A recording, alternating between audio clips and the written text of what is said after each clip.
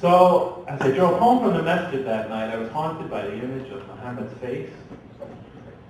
Because I just had the good news a couple of months earlier that my wife was pregnant with our first child, who would turn out to be a daughter.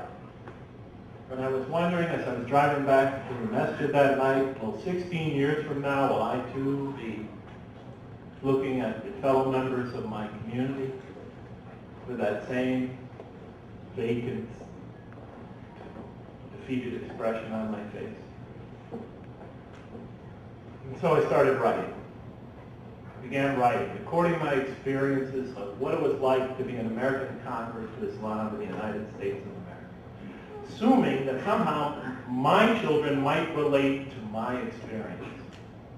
Figuring that we're both from the United States of America, the difficulties and problems that I face, they might be able to relate to them, and it might be of some help to them. So I wrote my first book, which I entitled it Struggling to Surrender.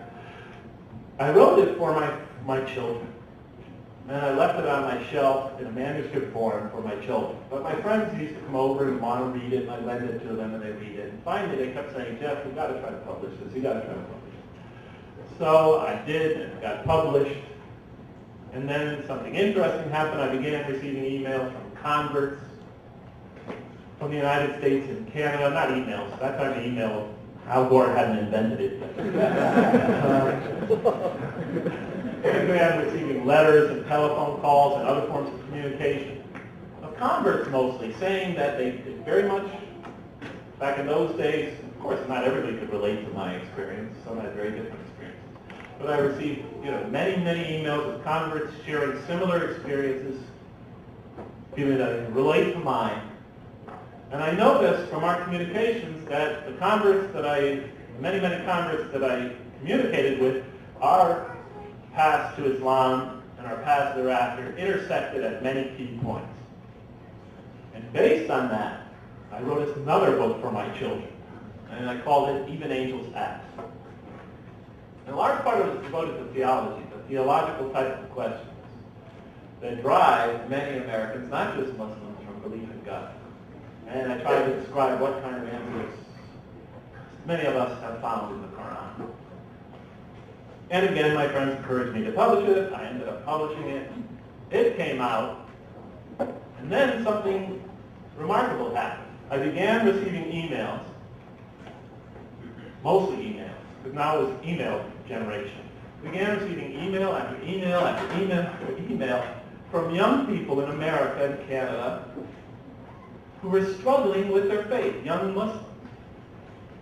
A large number of them, a good percentage, said they had already left the faith. They weren't Muslims anymore.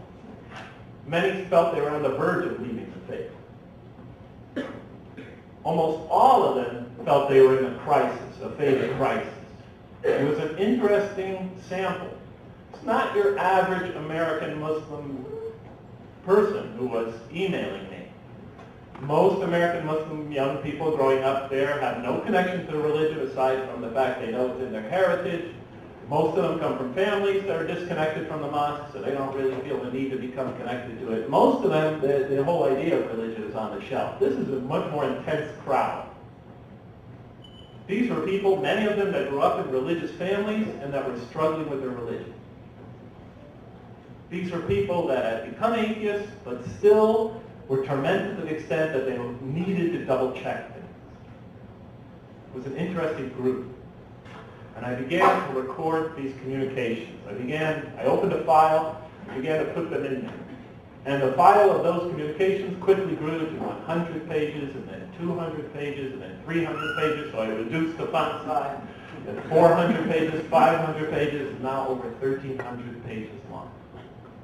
And based on those communications, I wrote my next book, which was called Losing My Religion, A Call for Help. Because one of the emails I received was entitled, Losing My Religion, A Call for Help. So I changed the file to that name. Because I felt that this was a very important perspective that our community should be aware of. This is vital information. Because if we want to know why these young people aren't coming, it's not like they're going to come knocking on the door and tell us. It's a very hard group. Most of them will never share their experiences with their parents. time and time again, I would get these emails, and I stopped doing this. But the first few years, I would invariably email them back and say, why don't you discuss this with your parents? Why don't you discuss this with your local imam? Why don't you discuss this with a religious leader in your community? And they would send me back things like, are you crazy, Dr. Wang? They would totally freak out. I would be disinherited. My father would kill me. My parents would say I shamed the entire family and every generation of it because I went and talked to the imam about these questions. So I realized that we have a major crisis on hand. We have young people in crisis, in a faith crisis, who had nowhere to go to. I mean, the very fact that they were seeking out some obscure author in the very middle of the United States of America, in a small Muslim community, in an isolated area, tells you just how desperate their situation was. So, I think it's an important perspective, because if these people, who have enough concern to actually seek out somebody to help them with their problems, have these problems, you could be sure that the much greater numbers of second-generation Muslims who have nothing to do with religion, have no concern with it, if they were to encounter the community, if they were to try to participate in the community, they would have very similar problems. So I wrote that book. I didn't know what was going to happen to it, and that's an interesting story, but I'm not going to tell you that. Today I'm just going to share with you what was shared with me. Let's see, what time is it? 5 up, is that right? 8 up? 7 up? Is that right? 9 up, thank you.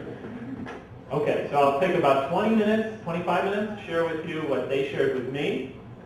Don't stone the messenger. And then I'll talk about 20 minutes or so, 25 minutes, how we might approach that, and then I guess we can discuss it after. I wish I had all the answers. I don't. But I think these are important issues and they need to be talked about. We need to be aware of it. It needs to be moved up to the front of our community's agenda at meetings and conferences and publications and so forth. Well, where have all these children gone? What kind of problems did they present to me? Well, one, top of the list, believe it or not. Oh, you'll probably believe it. Top of the list is, of course, culture clash.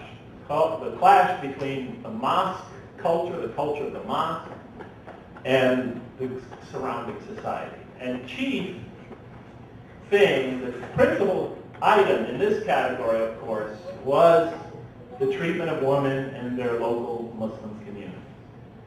The treatment of women. Here's some of what they shared with me.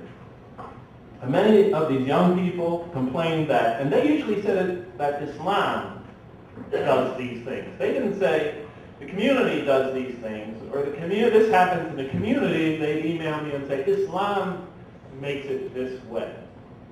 They all very often identify these things with Islam because they were told that these things were Islam, or were demanded by Islam.